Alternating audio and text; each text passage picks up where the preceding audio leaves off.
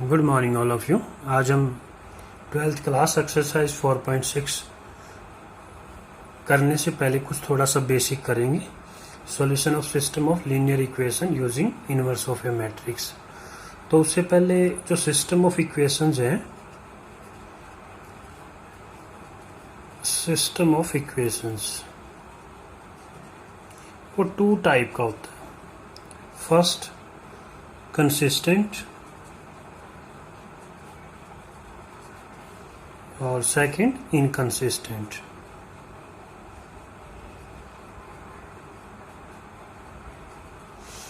Consistent में वो आते हैं जिनका सॉल्यूशन 1 और मोर देन 1 हो। ठीक है, तो वो कंसिस्टेंट में आते हैं। जैसे यूनिक सॉल्यूशन हो जाता है जी, यूनिक माना 1 हो गया, या इनफाइनाइटली मैनी सॉल्यूशन हो जाता है, तो वो क्या आएंगे कंसिस्टेंट में। तो इनकंसिस्टेंट में एक ही चीज बच गई, क्या बच गई? No solution. जब नो सॉल्यूशन होता है तो सिस्टम ऑफ इक्वेशंस को क्या बोलेंगे? इनकंसिस्टेंट है। तो सिस्टम ऑफ इक्वेशंस को सॉल्व करने से पहले हमें उनको चेक करना पड़ेगा, उनका सॉल्यूशन कौन सा है। और इस चैप्टर में हम सिर्फ यूनिक सॉल्यूशन तक ही करेंगे। मतलब हमारे पास है ये no solution, infinitely many solution का सिर्फ यूनिक सॉल्यूशन के हमारे पास क्वेश्चन मिलेंगे। लेकिन ये पूछ सकता है कि भाई कंसिस्टेंट है या इनकंसिस्टेंट सिस्टम ऑफ इक्वेशन। तो देखो, consider linear equation in 3 variable. Suppose करो आपने ये कंसीडर कर ली भाई, इज इक्वल टू d1 और a2x b2y। 2 और 3 इक्वेशन कोई भी है हम लोग लेट कर सकते हैं। हम 3 की लेट कर रहे हैं, उसके लिए देखते हैं फिर a3x b3y c3z is equal to d3। तो इनको देखो कैसे लिखा जा सकता है। कैन बी रिटन एज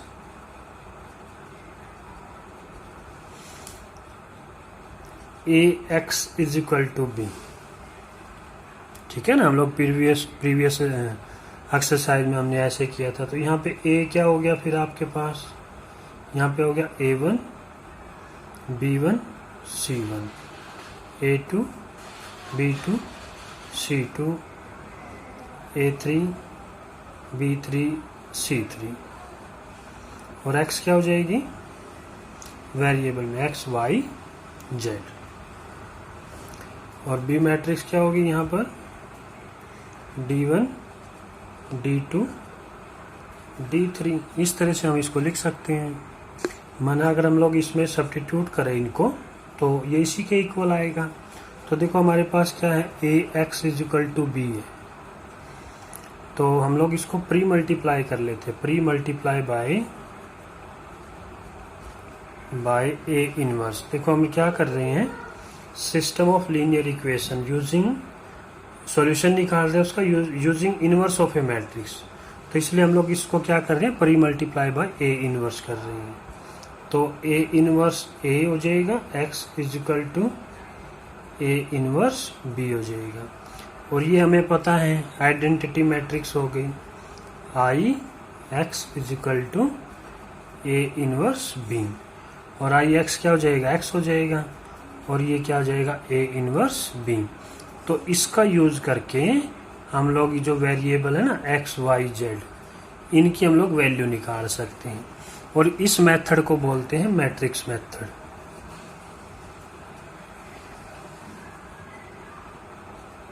ठीक है,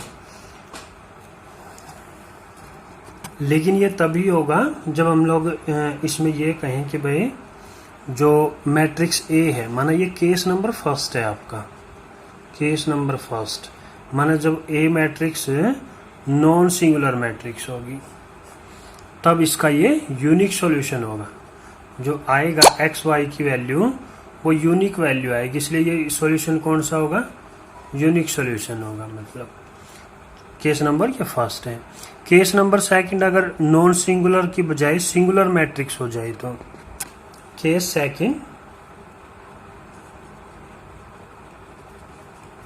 if determinant of A matrix is equal to 0 हो जाए, तो फिर उस केस में क्या करेंगे हम लोग, एडजॉइंट ऑफ ए निकालेंगे हम लोग, एडजॉइंट ऑफ ए उसको बी मैट्रिक्स के साथ मल्टीप्लाई करेंगे। और ये दो केस हो सकते हैं। फर्स्ट केस तो क्या होगा कि एडजॉइंट ऑफ ए के साथ बी की मल्टीप्लाई प्रोडक्ट करने पर माना क्या हो सकता है, ये जीरो मैट्रिक्स आ भी सकती है, नहीं भी आ सकती है। केस तो ये हो गया। और दूसरा केस क्या होगा कि एडजॉइंट ऑफ ए इंटू में बी मैट्रिक्स के बाद is equal to O matrix, माना जीरो मैट्रिक्स आ सकता है। माना जब इस तरह की कंडीशन होगी बी से मल्टीप्लाई करने के बाद, तो यहां कहेंगे solution does not exist, solution does not exist, कोई सॉल्यूशन नहीं होगा उसका, इसका मतलब नो सॉल्यूशन होगा। और जब सॉल्यूशन नहीं होगा तो हमने पीछे कहा था, तो सिस्टम ऑफ इक्वेशंस क्या होगी, इनकंसिस्टेंट होगी, इनकंसिस्टेंट। अब बात करते हैं इसकी, जब इक्वल टू 0 हो जाएगा तो या तो वो कंसिस्टेंट मिलेगी या इनकंसिस्टेंट मिलेगी, दोनों केस हो सकते हैं, कंसिस्टेंट और इनकंसिस्टेंट।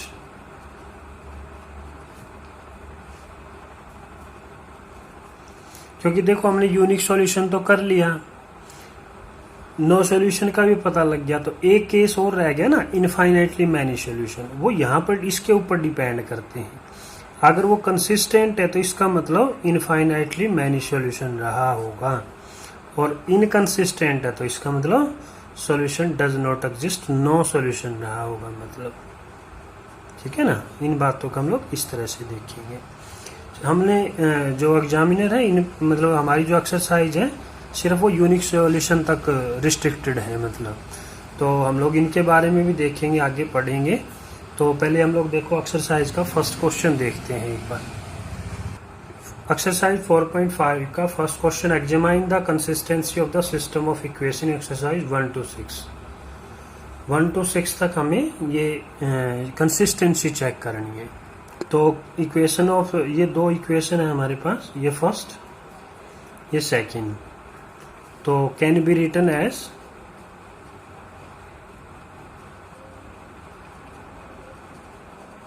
तो ए मैट्रिक्स हो जाएगी आपके पास 1 2 2 और 3, और एक्स मैट्रिक्स हो जाएगी आपके पास एक्स वाई, वेरिएबल दो ही है, अब एक्स वाई हो जाएंगे, और बी मैट्रिक्स हो जाएगी 2 और 3। तो क्या करेंगे, डिटर्मिनेंट ऑफ ए निकाल लेते हैं हम लोग। Determinant of A cross multiply किया 3 3 और 2 2 जा 4, क्या आ गया -1 आ गया, नॉट इक्वल टू 0 है। तो इसका मतलब system of equation, so system of equations is consistent. ये नहीं पूछा यूनिक है या क्या है, सिर्फ कंसिस्टेंट और इनकंसिस्टेंट पूछा है, मैंने कंसिस्टेंसी चेक करनी है हमें सिर्फ, तो ये कंसिस्टेंट हो जाएगा। क्वेश्चन नंबर सेकंड है, क्वेश्चन नंबर सेकंड में फिर ये दो इक्वेशन है, तो इसको भी क्या कहेंगे, can be written as.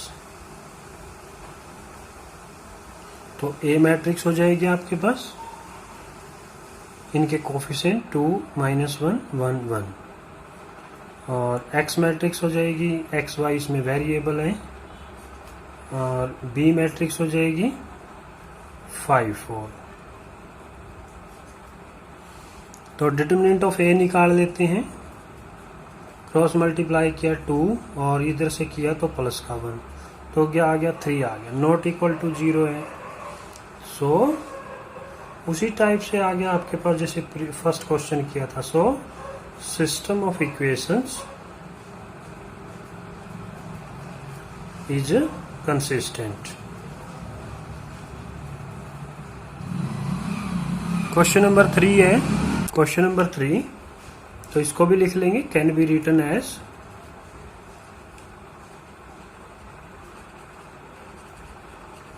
A matrix. A matrix क्या हो गई? 1 3 2 6। तो एक्स मैट्रिक्स हो जाएगी फिर एक्स वाई। तो बी मैट्रिक्स होगी आपके पास 5 8। अब देखो डिटरमिनेंट ऑफ ए निकालते हैं। डिटरमिनेंट ऑफ 6 1 जा 6 और 3 2 जा 6, क्या आ गया? 0 आ गया। अब 0 आ गया तो क्या चाहिए? एडजॉइंट ऑफ ए निकाल लेंगे। तो एडजॉइंट ऑफ ए कैसे आएगा? इनको इंटरचेंज करेंगे और इनके साइन चेंज कर लेंगे। -3 -2। 2 ऑर्डर वाली का एडजॉइंट निकालना आसान है, 3 ऑर्डर वाली में थोड़ी सी कैलकुलेशन बढ़ेगी। तो एडजॉइंट ऑफ ए आ गया। तो क्या करेंगे? Now adjoint of A into B calculation करेंगे। तो एडजॉइंट ऑफ ए देखो क्या आया? 6 -3 -2 1। बी मैट्रिक्स के साथ मल्टीप्लाई कर लेंगे। बी मैट्रिक्स क्या? 5 8। तो रो की कॉलम के साथ मल्टीप्लाई करेंगे। तो ये आपके पास हो गया 6 5 जा 30 और 8 3 जा 24, 5 2 जा 10 और प्लस में 8। तो क्या आ गया? ये आ गया आपके पास 6 और ये आ गया -2। तो ये ओ मैट्रिक्स के इक्वल नहीं है ना? 0 मैट्रिक्स के इक्वल नहीं आई। तो सो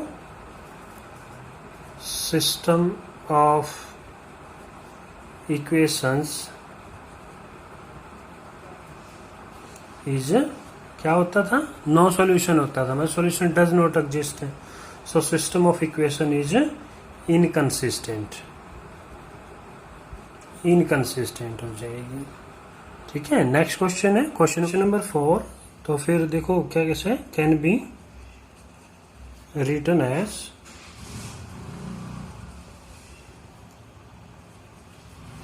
तो ए मैट्रिक्स बन गया आपके पास। इनके कोफिशिएंट 1 1 1 2 3 2 a 2 a।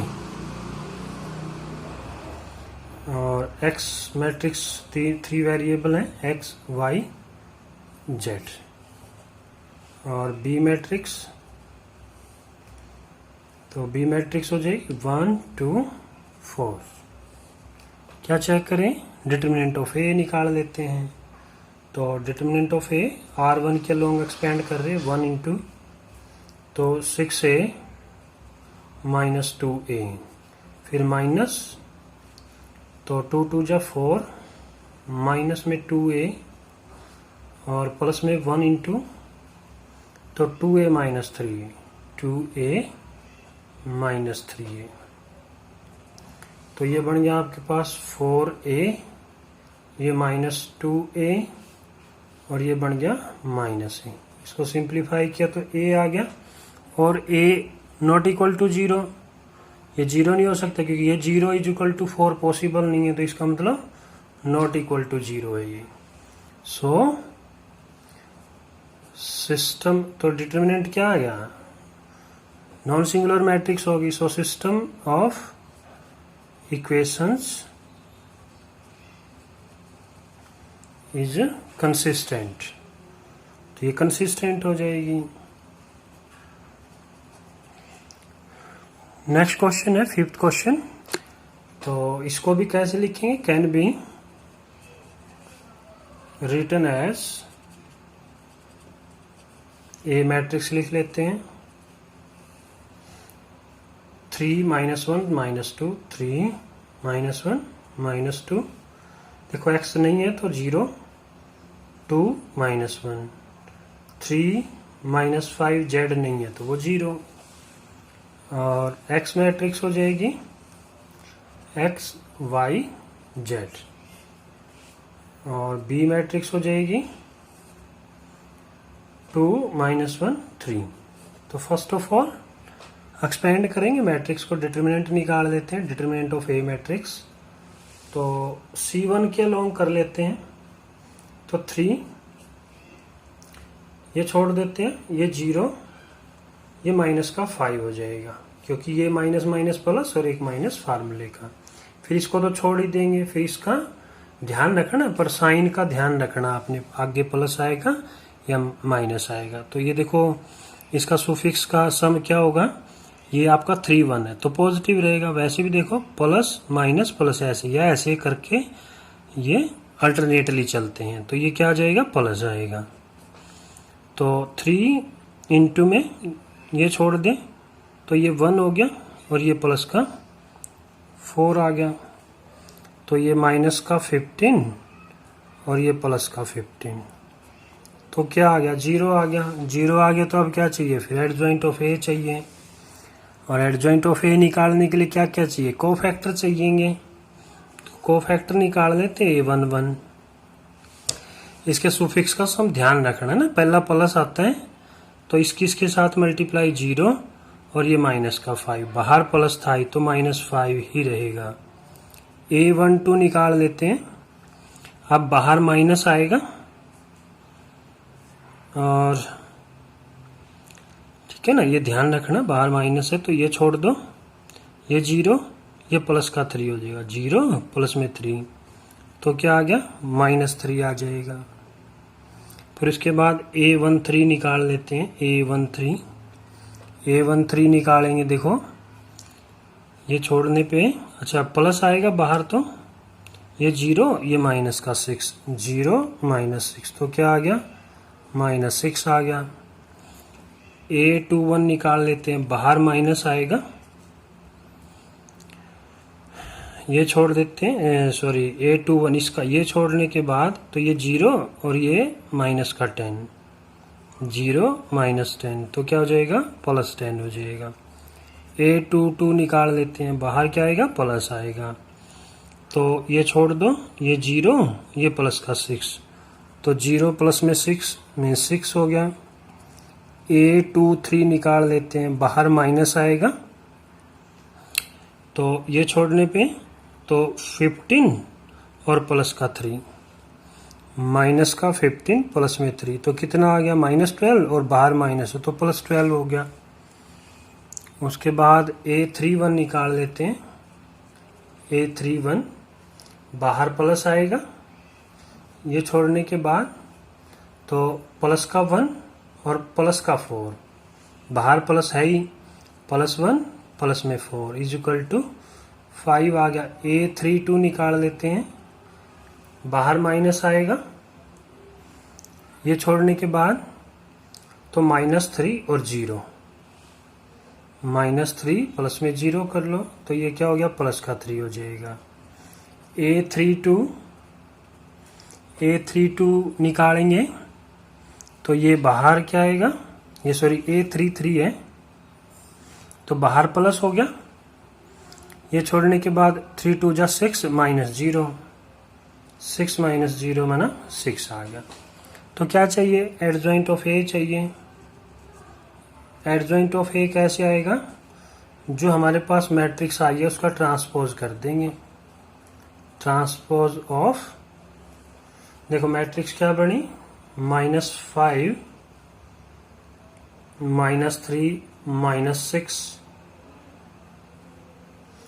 10 6 12 5 3 6, इसका ट्रांसपोज कर देंगे हम लोग।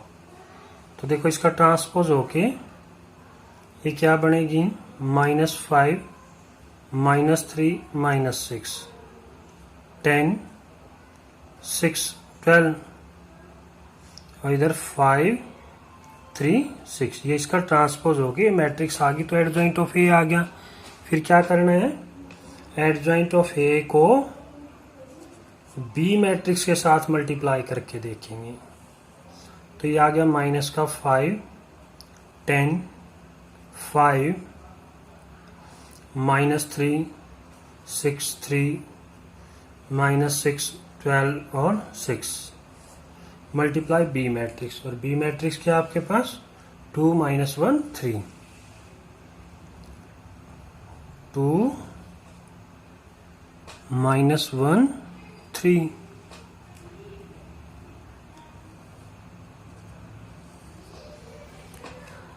तो रो की कॉलम के साथ ये रो ये कॉलम, तो 5 2 जा -10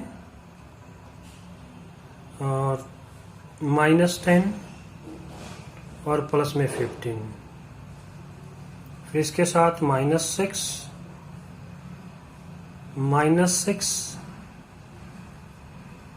3 3 जा 9 -12 और 6 3 जा 18। तो ये आपके पास आगे देखो माइनस का 5, ये माइनस का 3, ये 24 माइनस का 6। तो क्या है ये ओ मैट्रिक्स माने जीरो मैट्रिक्स के इक्वल नहीं है, तो इसका मतलब क्या, solution does not exist. Solution does not exist, exist नहीं करता। So system of equations is inconsistent. तो क्या हो जाएगी, वो इनकंसिस्टेंट हो जाएगी। नेक्स्ट क्वेश्चन है क्वेश्चन नंबर 6। इसको भी can be written as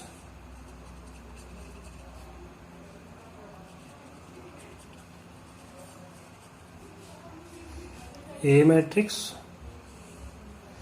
5 -1 4 2 3 5 5 -2 6। X matrix 3 variable है, तो X Y Z। और B मैट्रिक्स 5 2 -1। तो डिटर्मिनेंट ऑफ A निकाल लेते हैं R1 के लो। 5 इंटू में 6 3 जा 18, 5 2 जा प्लस 10 हो जाएगा। फिर वो यहाँ बाहर माइनस आना है तो ये प्लस हो जाएगा। तो 6 2 जा 12, -5 5 जा 25। तो फिर प्लस में 4, तो 2 2 जा -4 और 5 3 जा -15। तो ये आ गया आपके पास 28 5 जा 140। ये हो जाएगा आपके पास -13 और ये हो जाएगा 19, माइनस का 76 आ जाएगा। तो 140 माइनस में 89। तो क्या आ गया आपके पास, इसको सब्ट्रैक्ट करोगे तो सब्ट्रैक्ट करने के बाद ये आ गया आपके पास 51। तो ये तो नॉट इक्वल टू 0 है और नॉट इक्वल टू 0 है। सो सिस्टम ऑफ इक्वेशन